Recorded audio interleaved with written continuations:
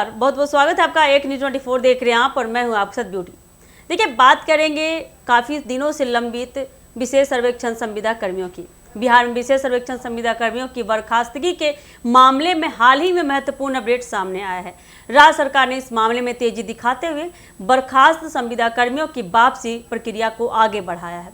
जानकारी के अनुसार बता दें, कुल 2800 संविदा कर्मियों ने अपने बर्खास्त होने के खिलाफ अपील दाखिल की थी, जिनमें से अब तक 1004 संविदा कर्मियों को उनके पद पर वापस आने की मंजूरी मिल चुकी है। यह कदम उन कर्मचारियों के लिए राहत का संदेश लेकर आया है जो लंबे समय से अपनी नौकरी और भविष्य को लेकर असमंजस में जी रहे थे।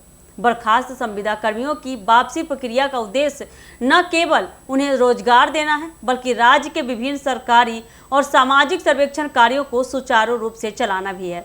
बिहार सरकार ने इस मामले में स्पष्ट संकेत दिया है कि वह अपने संविदा कर्मियों के साथ न्यायपूर्ण और पारदर्शी रवैया अपनाएगी। अधिकारियों ने बताया कि जो संविदा कर्मी अपने अपील पत्र सही ढंग से और समय सीमा के भीतर दाखिल करेंगे, उनके मामलों की शीघ्र सुनवाई की जाएगी।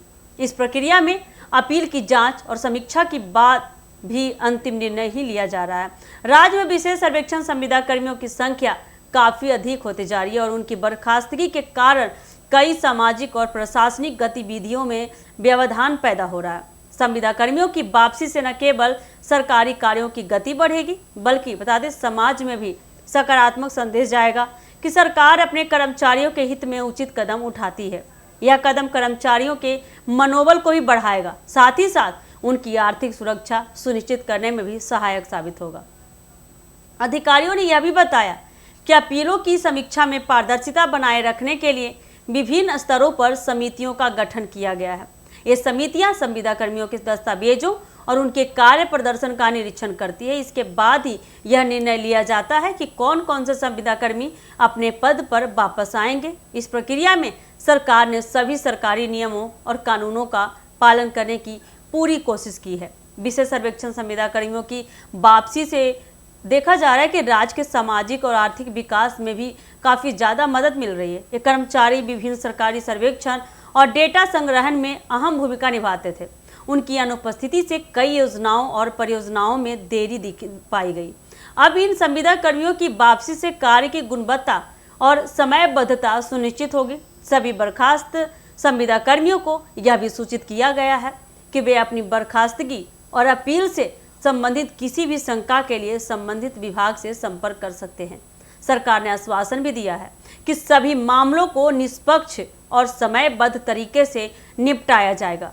इस प्रक्रिया के तहत यह भी देखा जाएगा कि भविष्य में संविदा कर्मियों के साथ ऐसी परिस्थितियां दोबारा न उत्पन्न हो।